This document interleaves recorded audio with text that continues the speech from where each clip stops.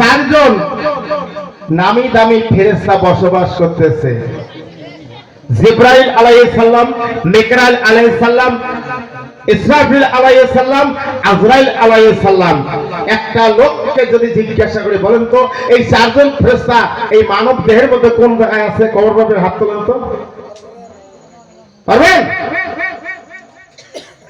আসল কথা কেমন শুনবেন নয়, ওই যে আস্তে আস্তে ফাঁকা ফ্রিতে করিয়া বাড়ি যা ঘুমাই, এইগুলা কথা যেখানে সেখানে পাবেন না এই জারিগারের মাধ্যম ছাড়া।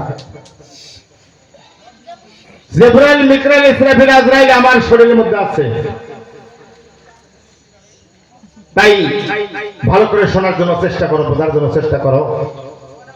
আমরা জানি না জিবরাইল আলাইহিস সালাম কোথায়, যার দ্বারা যার সাহায্যে জবান দিয়ে আমরা কথা বলছি এই জবানে আছে জিবরাইল আলাইহিস সালাম। বুঝলেন? কর্ণের মধ্যে আছে আমার ফেরেশতা, নাকের মধ্যে আছে, চোখের মধ্যে আছে, কিন্তু জানি না। শুধু একটা ফেরেশতার কথা বললাম, বাকি এবার তিনজনকে খোঁজ করে নেন তোমরা। তারপরে বলছে স্বামী গো, ভালো একজন কামেল পীরের হাতে হাত দিয়ে আমার বয়াত করতে হবে। আর 2 নম্বর কথা, স্বামী আপনার সঙ্গে ঘর সংসার করতেছি, কিন্তু দীর্ঘ 5 বছর গত হয়ে যাচ্ছে, এখনো পর্যন্ত আল্লাহ পাক আমার ঘরে একটা সন্তান দিল না। কি ভাই, যার সন্তান না হয় তাকে না কি কয়, কি কয়? আটকুড়ে, তোমার হার নাই এবং বুড়ে তাতে হঠাৎ করে একটা কথা বলে নিঃসন্তানী, আর একটা কথা বলে আটকুড়ে। কথাটা ঠিক, খারাপ না, খুব সুন্দর কথা। সকালে উঠিয়ে যদি দেখা যায় আটকুড়ের মুখ ভগনে সজনে না হয় বলে আমার সুখ, সারাদিন যায় ডান্ডা কেচালে ভগনে না হয় সুখ। এই জন্য দাদা, আর হালিমা বলতে স্বামী একটা সন্তান যদি আমার যদি না থাকে, আজ বা কাল আমরা যখন মারা যাব, মারা যাওয়ার পর হিন্দু হলে শ্মশান ঘাটে, মুসলিম হলে কবরে যেতে হবে। হিন্দুর মধ্যে একটা সন্তান, বংশের মধ্যে একটা সন্তান থাকলে ওই সন্তানটা ছেলে সন্তানটা মুখ অগ্নি এবার দিবে। আর মুসলমানের মধ্যে হলে যখন বাবা মা মারা যাবে কবরে শোয়াবে, 3 মুষ্টি মাটি দিবে, মিনহা খালাকনাকুম ওয়া ফিহা নুঈদুকুম ওয়া মিনহা নুখরিজুকুম তারাতান উখরা বলবে।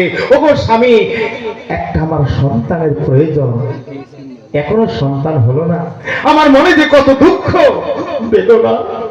বলতে শান্তি বক্তব্য হালিমা, আরে আল্লাহ যদি না দেয় আমরা কি জোর করলে পাবো? এটা কি গাছের ফল? ছিললে বা টানলে পাবো? আল্লাহ দেওয়া ধন, আল্লাহ দেওয়া সন্তান আল্লাহ না দিলে কি করব? হালিমা বলছে না না স্বামী, আল্লাহ কোনদিন নিষ্ঠুর নয়, বকিল নয়, আল্লাহর মতো এবার দয়ালু পৃথিবীর বুকে নেই। নিশ্চয় আমরা কোন জায়গায় বা কোন জায়গায় ভুল করতেছি, এই জন্য আল্লাহ আমার ঘরে সন্তান দিচ্ছে না। তবে একটা কথা স্বামী, আমার মন বলছে আল্লাহ নিশ্চয় আমার ঘরে সন্তান দিবে। আজ গভীর রাত্রে উঠবো, গভীর রাত্রে উঠে একটা নামাজের ওয়াক্ত হয়, ওই নামাজটা পড়ে আল্লাহর কাছে যদি এক মনে এক চিতে চাওয়া যায়, নিশ্চয় আল্লাহ তার ঘরে সন্তান দিতে বাধ্য হবে। বলেন তো ভাইজান, গভীর রাত্রে কোন নামাজটা পড়া হয়? কি মা, কোন নামাজ পড়ি? তাহাজ্জুদ। কয় রাকাত? হ্যাঁ, 12 রাকাত পড়ো। সূরা ফাতিহা, সূরা ইখলাস দিয়ে পড়লে ভালো হয়। তারপরে যদি ওই ব্যক্তিটা পুরুষ হন আর নারী হন, এক মনে এক ধ্যানে আল্লাহর প্রতি হাত তুলে যদি চোখের পানি ছেড়ে দিয়ে এক ফোঁটা চোখের পানি মাটিতে ফেলতে পারেন, আল্লাহর কাছে যা চাইবেন অবশ্যই আল্লাহ পাক তার মনের বাসনা পূর্ণ করবে।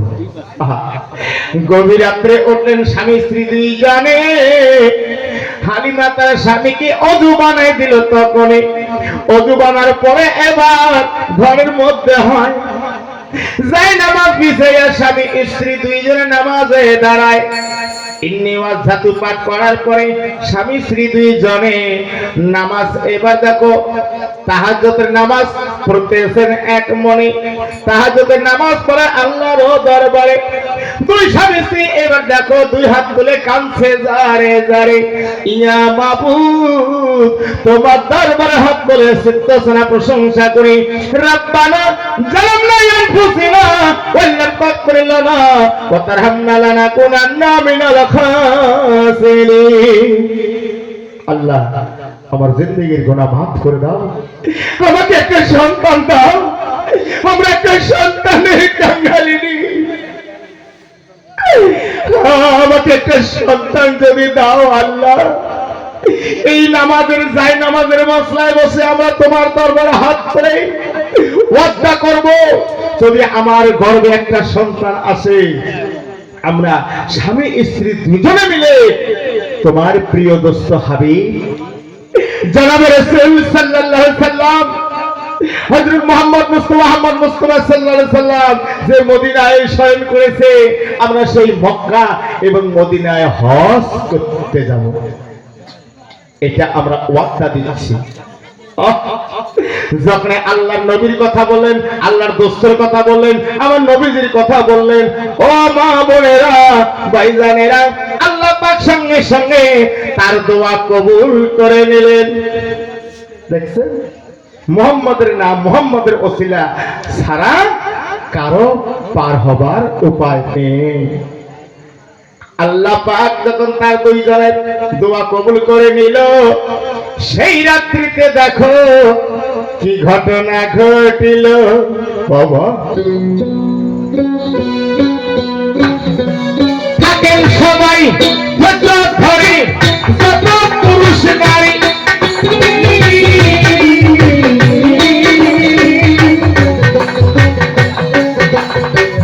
ধীরে ধীরে আসল কথা যাব প্রকাশ করি। স্বামী স্ত্রী দুই জনের সাথে মধুর মিলন হইল।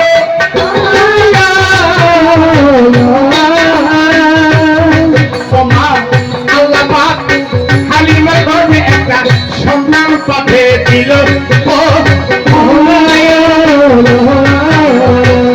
এক মাস গর্ভকালে জানি কি বাসানি,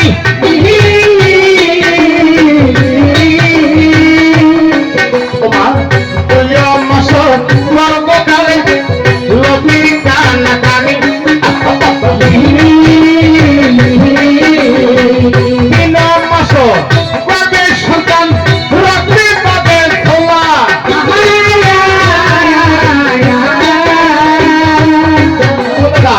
চার মাসে গর্ভের সন্তানের হাড়ের মাংস হয় জোড়া জোড়া।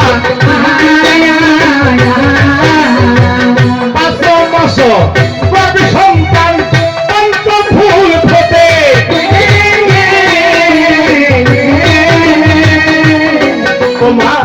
7 মাস আর 6 মাস গর্ভের সন্তান ভুলিয়া উঠে বসে। 7 মাস গর্ভকালে মা সাতবা খাবার।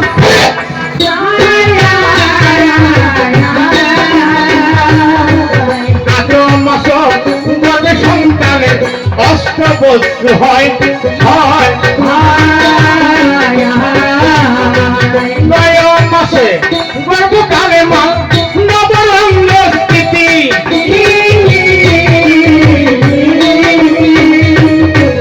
10 মাস 10 দিন হলে সন্তান ভূমিষ্ঠ অধিপতি। সাগরে রসিক রসের পরিবার,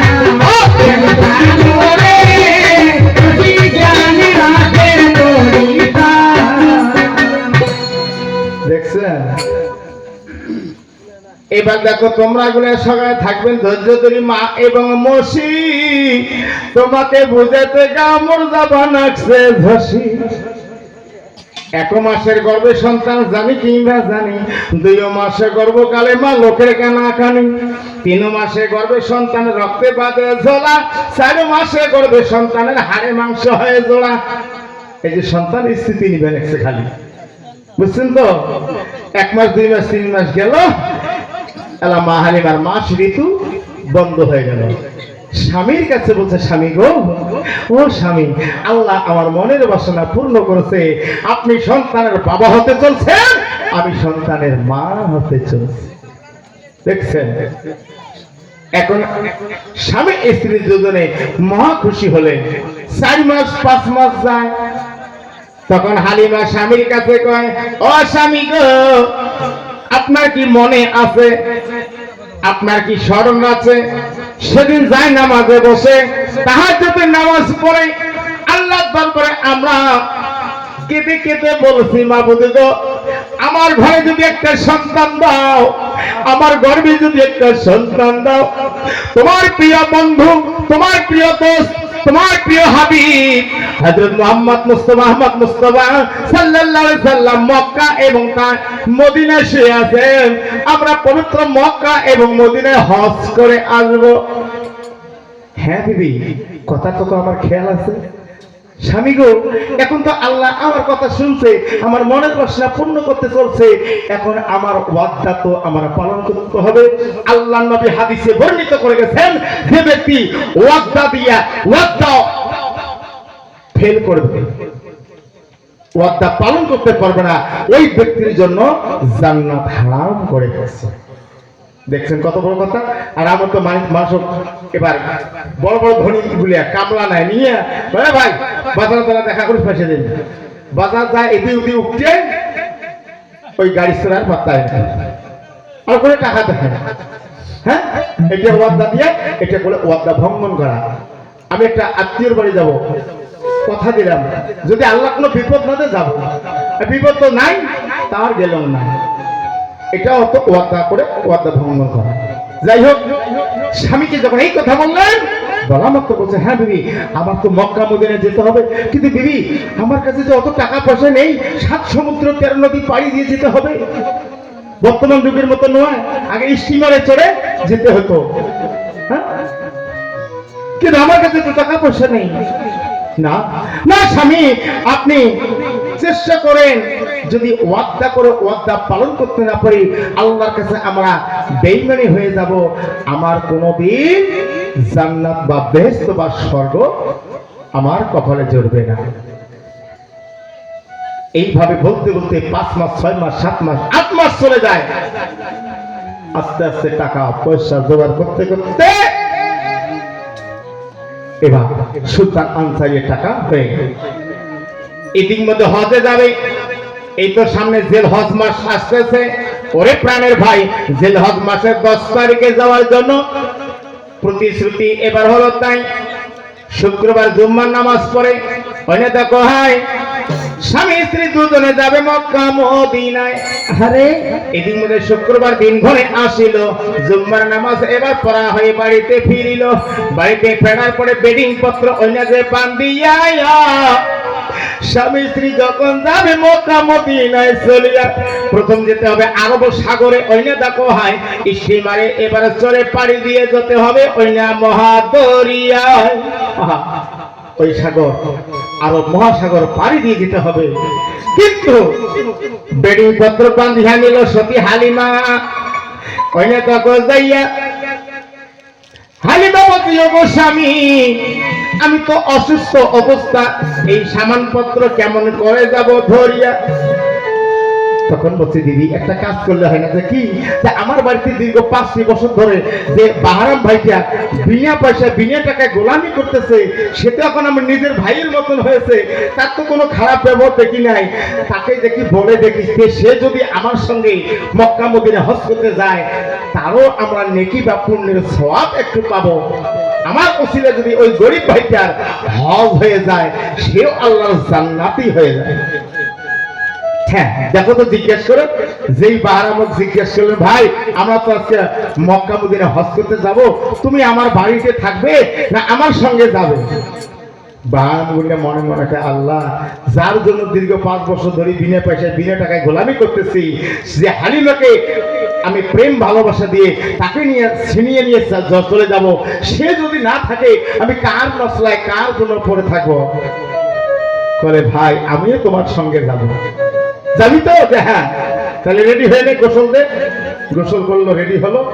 বারামগুন্ডা মনে মনে চিন্তা করবেন যে খালি এবার আরব সাগরে যায় স্টিমারে যেই উঠবে, ওটার পরে স্টিমারে যখন ড্রাইভার স্টিমার ছেড়ে দেবে, মধ্য সাগরে যেই যাবে, আমি কোন রকম জানলা দরজার পাশে ডেকে আনিয়া এবার সুলতান আনসারিয়াকে ধাক্কা মেরে আরব সাগরে ফেলে দিব। তখন আর চিন্তা নাই, আমি তখন হালিমার স্বামী হিসাবে, গার্জিয়ান হিসাবে থাকবো, আর কোনো আমার চিন্তা থাকবে না। তখন হালিমার সঙ্গে চিরজীবন আমি প্রেম ভালোবাসা দিয়ে সংসার করে খাবো। এইটা মনে কল্পনা জল্পনা হতে হতে যেই এবার আরব সাগরের পাশে ওই না যে আসিল, আরো অন্যান্য হাজিগণ স্টিমারে উঠিল। এবার হালিমা আর আনসারিয়া বাহারাম গুন্ডা এই তিনজনে স্টিমারে যাবে উঠিয়া। ভালো করে শোনেন, যত পুরুষ নারী বসিয়া, নৌকা, পুলে, স্টিমারে, যে কোনো যানবাহনে চড়তে গেলে হিন্দু ভাইরা কি করে, একটা গাছ দেখলো ভক্তি করে, একটা পাথরের মূর্তি দেখলো ভক্তি করে, একটা নৌকা বা পুলের উপর চললো ভক্তি করে চলে। হিন্দুদের মধ্যে ভক্তিতে মুক্তি, মুসলমানের দোয়ায় মুক্তি। একটু হাত তোলে বলবেন তো, পুরুষ নারীর মধ্যে নৌকা, পুলে বা স্টিমারে যানবাহনে চললে একটা মুসলমানের ছোট্ট দোয়া আছে। এই দোয়াটা কয়জন জানে? হাত তোলেন তো। জানেন? হ্যাঁ, মুসলমানের প্রত্যেকটা কাজে দোয়া। পায়খানা পেশাব করবে যাবেন তারও দোয়া, ভাত খাবেন তার দোয়া, বিছানা শিবেন তার দোয়া, বিছানা থেকে নামবেন তার দোয়া, গাও ধুবেন তার দোয়া, একটা ফরজ গোসলের দোয়া, একটা এমনি গোসলের দোয়া। এগুলো তো জানি না, না জানি শুনিয়া দিন তারিখ ধার্য না করিয়ে হোমেও খাওয়া পর জন্ম দেয়, বড় হয়ে বাপক চেনে না, মাক চেনে না, নাকি দুই টান বাজায়। কি হয় না? না হয়? হ্যাঁ, এগুলো হলো যুগের কীর্তি। তা এই জন্য যে কোনো যানবাহনে চলতে গেলে একটা ছোট্ট দোয়া। দোয়াটা কি বলবো? হ্যাঁ, তাহলে আমি শুনিয়ে তো খেয়াল রাখতে পারবো না, তবু বলি।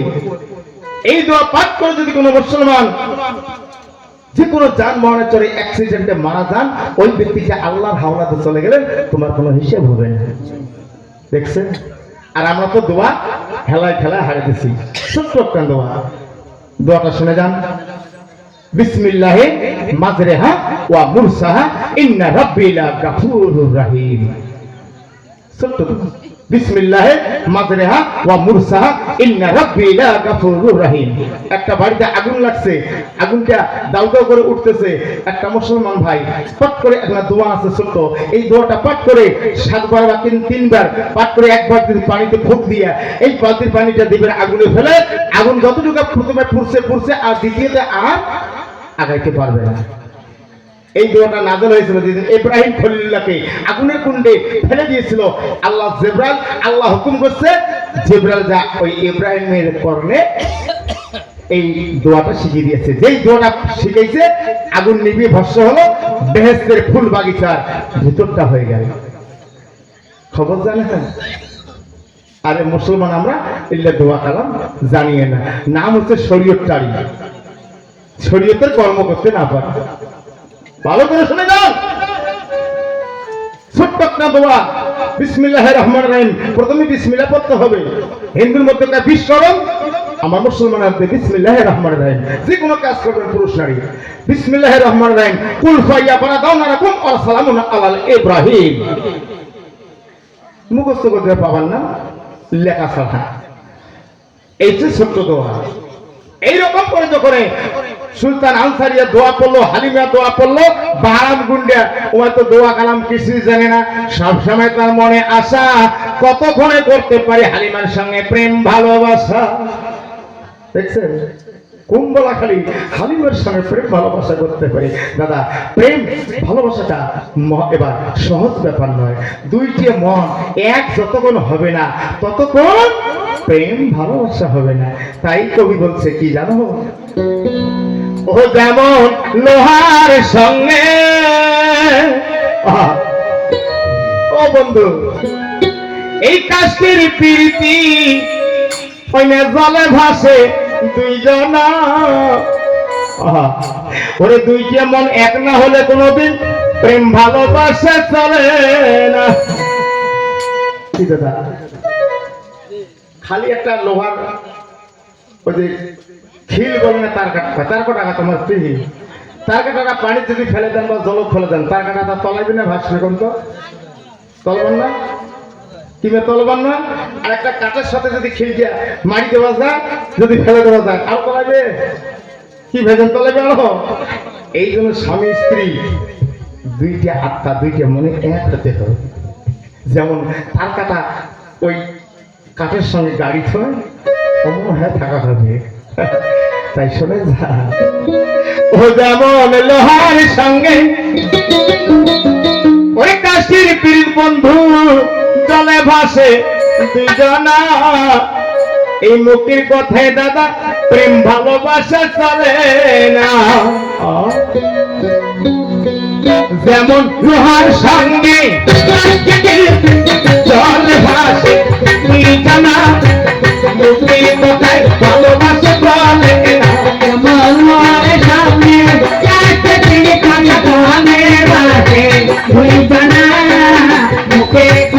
ভালোবাসা চলে না। ভালোবাসা চলে না। আশি তলায় 100 হইলে 40 মন তোমার মন আমার মন একটা হইলে মিলবে না। আশি তলায় 100 হইলে 40 মন মনে মনে এক না হইলে মিলবে না। ওজন কাহার সঙ্গে চলে না মুখের কথায় ভালোবাসা চলে না। যেমন তোমার সঙ্গে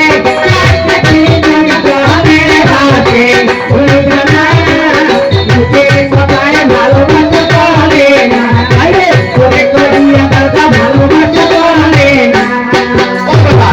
খালি লোহা জলত ফেলে দিলে লোহা খান যাবে তলে।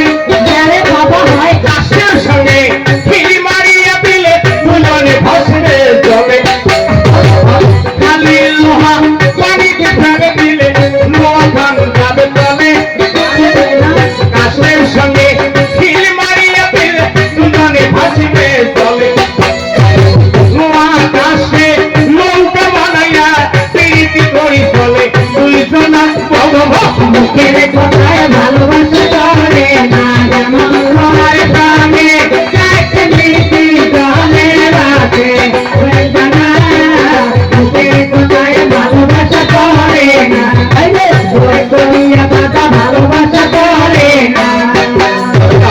করোনায়ের কান্তা ধইলে করিয়া হওয়া যায় কাম। বকরি ছাগলের নেতু ধরবে পারো মেল লিখে আনে।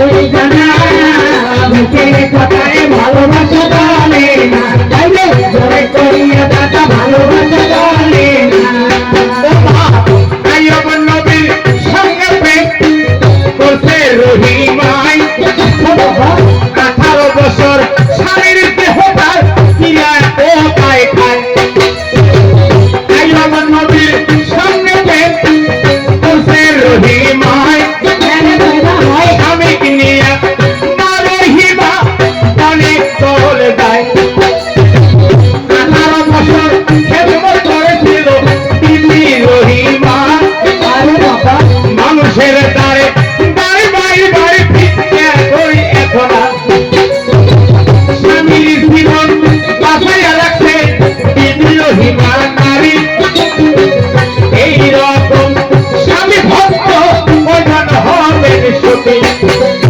18 বছর করে রহিমা পূর্ণ জীবন পেল এখন মুখের কথায় ভালোবাসা বলে না যেমন লোহার দামে একটা জিনিস গহনে বাজে ওই জানা মুখের কথায় ভালোবাসা বলে না বাইরে জোরে করিয়া দাদা ভালোবাসা বলে না দাদা টাকা পয়সা দিয়া ভালোবাসা বলে না বাইরে জোর জবস্তি করি ভালোবাসা বলে না ও দাদা তুই কেমন এক না হইলে ভালোবাসা বলে না